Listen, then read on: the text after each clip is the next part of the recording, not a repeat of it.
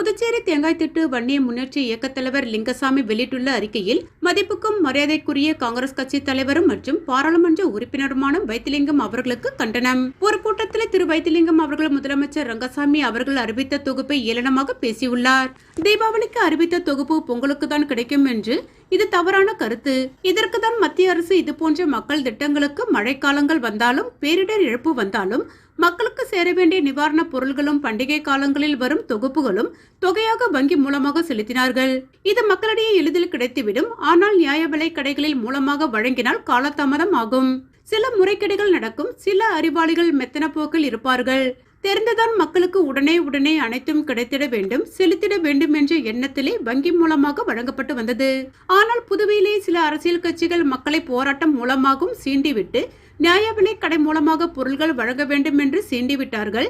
இப்போது தாமதமாக வரும்பொழுது ஆட்சியாளரின் மீது குறை சொல்வது எந்த விதத்தில் நியாயம்? புதுவையை பொறுத்தவரை எத்தனையோ முதலமைச்சராக இருந்தார்கள். இதில் மத்தியிலிருந்து வரும் நிதியை முழுமையாக செலவு செய்தது முன்னாள் முதலமைச்சர் திரு ஜானகிராமன் அவர்கள்.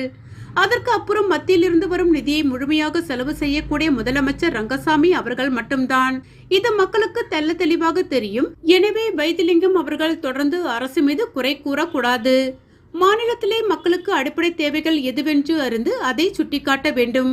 அதை விட்டுவிட்டு அரசு மீது தொடர்ந்து குறை சொல்லி கொண்டிருப்பது மிகவும் வேதனையான விஷயம். இதில் 2 முறை முதலமைச்சராக பதவி வகித்தவர் வைத்திலிங்கம் அவர்கள் முதல் தடவையாக முதலமைச்சராக இருந்தபோது இந்த திட்டமெல்லாம் அவர் செய்திருப்பாரா?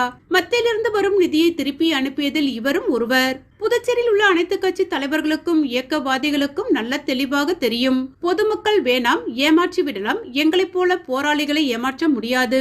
இப்பொழுது 2 முறையாக பாராளுமன்ற தேர்தலில் அதிக வாக்கு வித்தியாசத்தில் வெற்றி பெற்றுள்ளார்.